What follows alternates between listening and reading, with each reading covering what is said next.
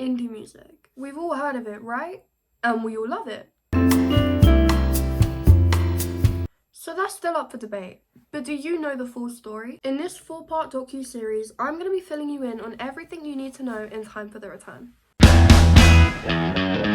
The term indie came around in the mid-1980s as a way to describe the music produced on post-punk labels rather than the label themselves. Essentially, it refers to the cultural separation from the commercial music scene. Origins can be traced back to the late 60s and early 70s, with bands such as the Beatles and the Rolling Stones who began to break away from the mainstream scene, creating their own independent record labels.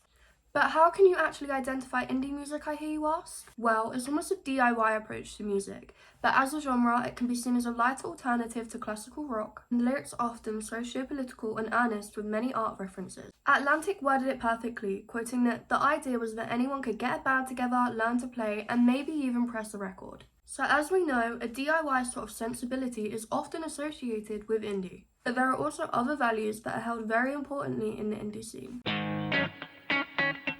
The concept of a sellout is very important in punk and indie culture. For example, if an indie artist altered their music style as a way to gain more money or popularity, they would be considered a sellout. And such an artist would probably be rejected from the community. This attitude of independence, more than anything, identifies whether an artist is indie or not. But the indie scene was not all positive. Set in an era of peak media misogyny, the bands dominating the indie scene were mainly white men. Sexism was high and there was little to no queer representation. Quite an uncomfortable mirror to today's society. So we know how it blew up in the 80s, but let's fast forward a decade to the 90s.